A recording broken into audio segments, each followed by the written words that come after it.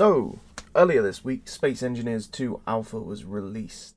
It was interesting. I have a few gripes, but all in all, I'm happy with the direction it's going. So, sorry for the clickbait title. My main gripe with Space Engineers 2 is a lack of tutorials, because they've got all these cool new features, but I don't know how to use them.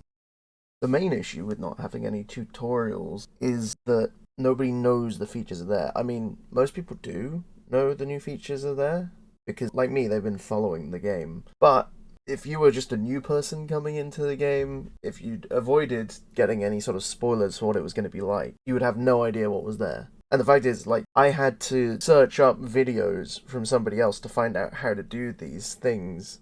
They've said that they're going to do tutorials later in development, and I understand that. You've got to have it in all the different languages, and that can be very expensive to get voice actors in for each of the different languages. But I really love it if they could just have, text description, text tutorials. Something like in SE1 where you could press F1, bring up a help thing, and just have a look at some text describing the new features and telling you how to do them. I don't think that would take too long, I could be wrong, but it should be doable. I think it would just make it a lot easier for people to get into the game, because a lot of the controls have changed from SE1 as well. There are little hints on the bottom of the screen, but they don't explain that well. Also, there's a thing in Space Engineers 2 where you can select a section of a grid that you want to copy or blueprint. I have no idea how that works. Or I had no idea how that worked. Splitsy made a video showing how that worked. And I know that Splitsy was there, so it's sort of word of mouth being passed down. I think it would be a lot better if we could just get something firm and in the game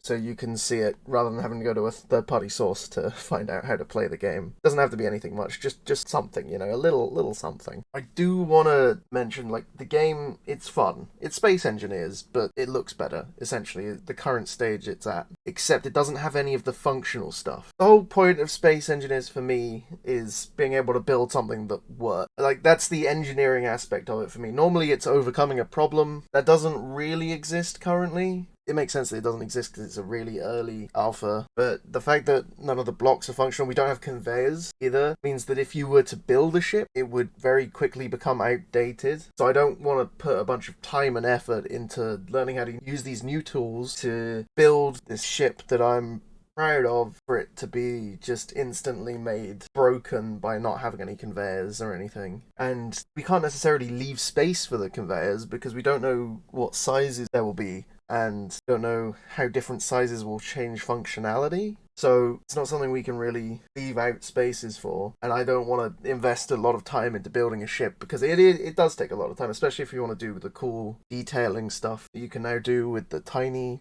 blocks. So I feel like a lot of people won't go in and build straight away, and a lot of the new features are quality of life features, so I feel like a lot of people won't just stumble across them, which is why we need the tutorials as well.